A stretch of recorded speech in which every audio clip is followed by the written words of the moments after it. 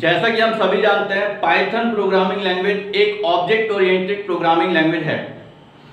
अगर हम बात करते हैं ऑब्जेक्ट ओरिएंटेड प्रोग्रामिंग लैंग्वेज की, तो यहाँ पर दो इंपॉर्टेंट चीजें हैं जिन्हें हम क्लास और ऑब्जेक्ट के नाम से जानते हैं।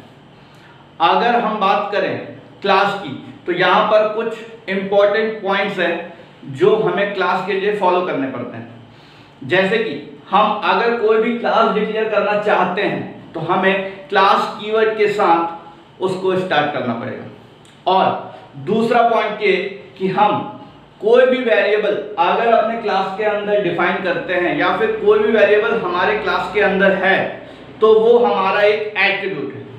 और तीसरा पॉइंट ये कि अगर हम किसी भी एट्रीब्यूट को, क्लास के अंदर अगर कोई एट्रीब्यूट है और उसको एक्सेस करना चाहते हैं तो हम डॉट ऑपरेटर का यूज करते हैं।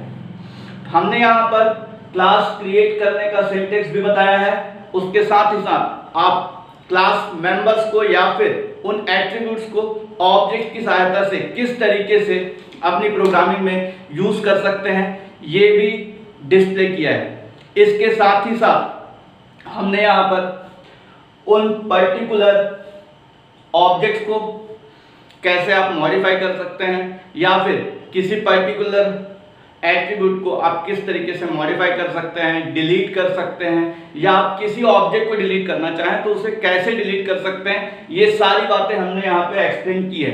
अगर आप इस वीडियो को ध्यान से देखेंगे तो आपके जो भी डाउट्स हैं क्लास और ऑब्जेक्ट से रिलेटेड इन अ पाइथन प्रोग्रामिंग लैंग्वेज, वो सभी डाउट्स कंप्लीटली क्लियर हो जाएंगे।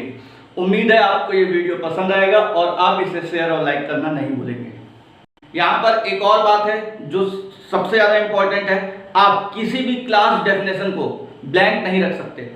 अगर बाय चांस आपको किसी क्लास डेफिनेशन को खाली रखना पड़ा या ब्लैंक छोड़ना पड़ा तो आप वहाँ पर पास स्टेटमेंट का यूज कर सकते हैं। और एक इम्पॉर्टेंट चीज कि अगर आपने क्लास डेफिनेशन के टाइम जो भी एट्रीब्यूट डिफाइन किया है तो ये सारे के सारे attribute as a public member आपके क्लास के लिए अवेलेबल होंगे और आप इन्हें डॉट ऑपरेटर के साथ यूज कर सकते हैं। ये हमने आपको पहले ही बताया है। डॉट ऑपरेटर अगर आपने नहीं लगाया तो यहाँ पर आपके पास कोई ना कोई एरर डिस्प्ले होगा ही।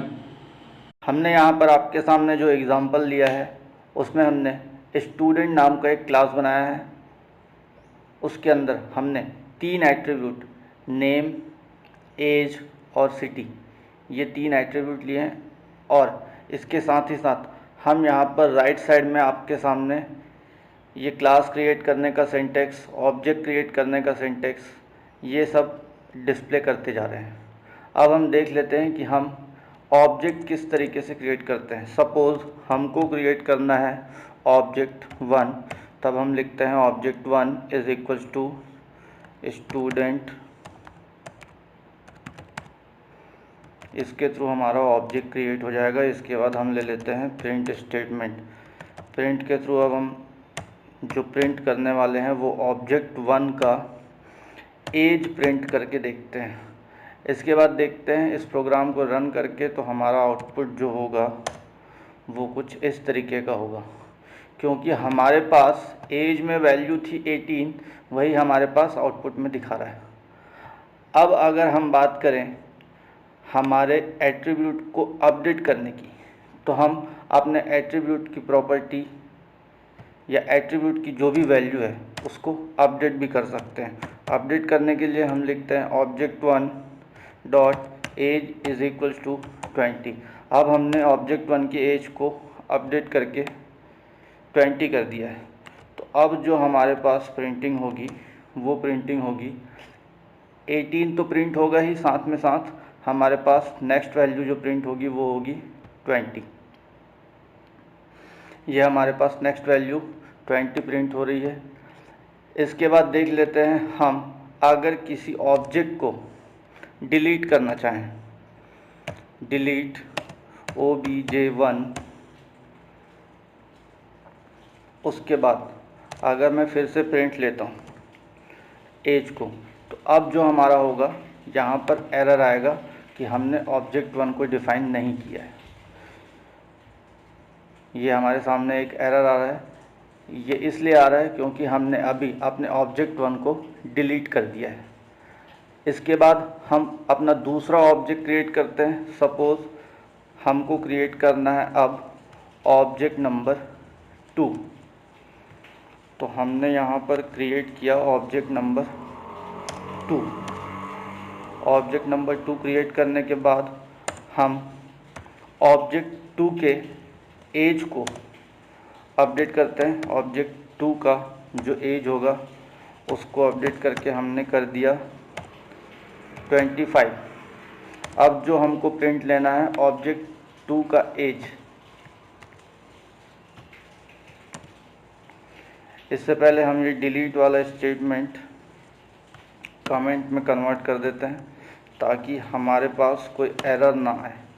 अब हमारे पास ऑब्जेक्ट 2 का एज होगा वो डिस्प्ले होगा 25।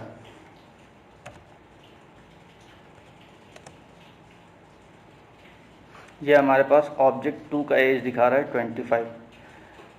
इस तरीके से आप ऑब्जेक्ट क्रिएट करना, क्लास क्रिएट करना, ऑब्जेक्ट्स को मॉडिफाई करना या फिर किसी भी ऑब्जेक्ट को डिलीट करना, ये सारी प्रॉपर्टी हमने यहाँ पर आपके सामने दिखाई हुई है। आप जिस तरीके से चाहें उस तरीके से इन प्रॉपर्टीज़ को अपने प्रोग्राम्स में यूज़ कर सकते हैं। उम्मीद है आपको हमारा ये वीडियो पसंद आया होगा। अगर आपको हमारा ये वीडियो पसंद आया है तो प्लीज़ इसे शेयर और लाइक करना ना भूलें। अगर आपने हमारे चैनल को अभी तक सब्सक्राइब नहीं किया है तो अभी चैनल को सब्सक्राइब करने के साथ ही साथ बेल आइकन को भी प्रेस कर लीजिए ताकि आपको हमारे आगे आने वाले वीडियो सबसे पहले देखने को मिले। Thanks for watching our channel and video.